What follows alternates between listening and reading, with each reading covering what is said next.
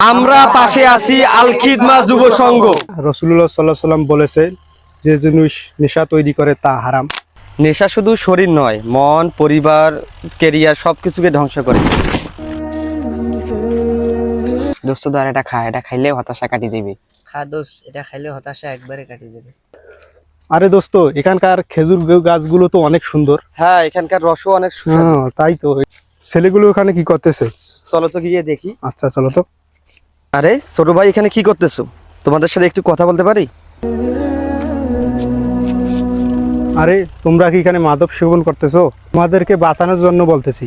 তোমরা জানো মাদক কতটা ভয়ানক জিনিস? শরীরের পক্ষে এটা অনেক ক্ষতিকর। জি ভাই, নেশা শুধু শরীর নয়, মন, পরিবার, ক্যারিয়ার সবকিছুকে ধ্বংস করে দেয়।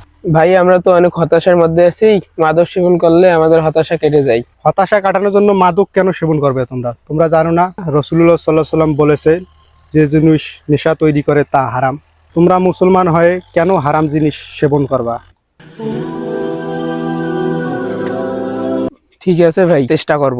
চেষ্টা নয়, সম্পূর্ণভাবে নেশা বাদ দেওয়ার প্রতিজ্ঞা করো। আমরা তোমাদের পাশে আছি, আল খিদমা যুব সংঘ তোমাদের পাশে আছে।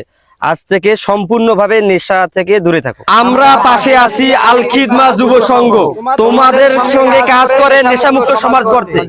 সুস্থ জীবন, নেশামুক্ত জীবন, আল খিদমা যুব সংঘ।